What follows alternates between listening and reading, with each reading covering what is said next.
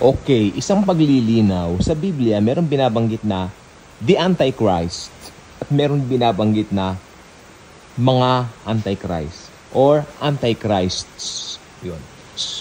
Ibig sabihin, plural. May singular. Pero ite-take note natin si singular, the Antichrist. Okay. So, kasi maraming, I think nakarinig ako ng ilang, maulan po ngayon, maraming nangangaral na pagkakamalan nila yung mga konteksto or should I say yung mga praise o yung mga talata na tumutukoy sa mga Antichrist, ini-a-apply nila para doon si the Antichrist. At yung mga talata naman na para doon sa the Antichrist, ini-a-apply din nila doon sa mga Antichrist, mga plural.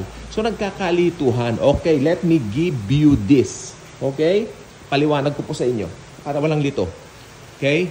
So, iba yung naiintindihan natin ng Bible. Okay? So, yung mga Antichrist. Okay, let's have this clear. No? Mga Antichrist. Ito yung mga against sa turo tungkol kay Jesus. Yung mga hindi naniniwala sa kanyang deity, yung mga hindi naniniwala doon sa kanyang mga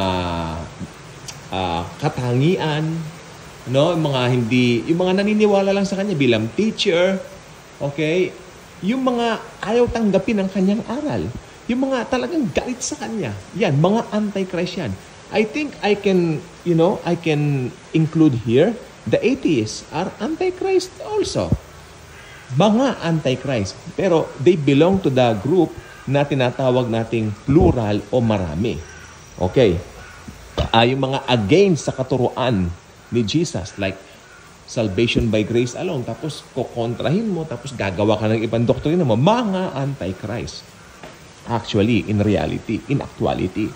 Pero, yung binabanggit na the Antichrist, ito po ay isang tao na lilitaw somewhere in the future. Isa po siyang karismatikong napakagwapong lalaki na lilitaw somewhere in the future. In fact, there is someone, isang mangangaral ng Panginoon, way back in the 80s, I think he has a video on YouTube, but unfortunately, I forgot his name.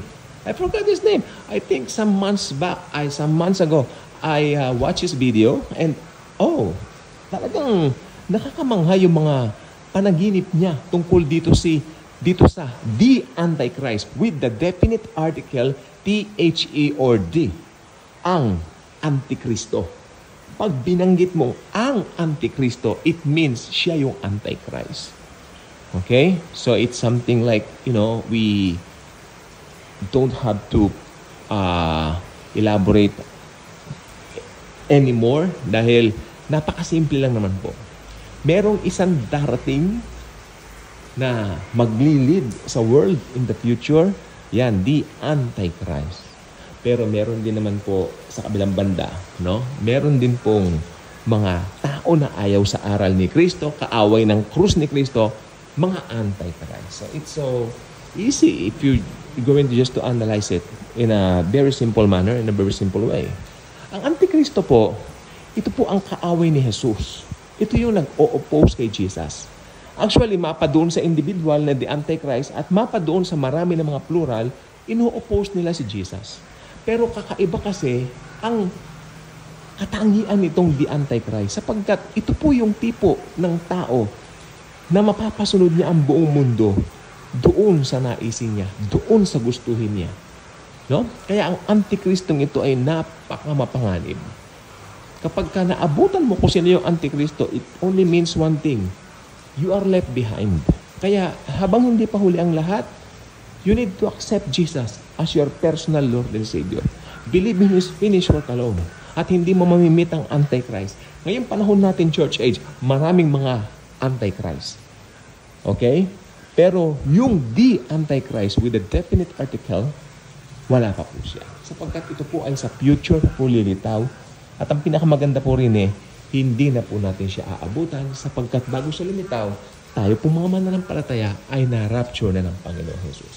Ganyan tayo kamahal ni Jesus, ganyan tayo iniingatan ni Jesus, at patuloy at tayong pagpapalain, pasasaganain sapagkat iniibig niya tayo. Bye-bye.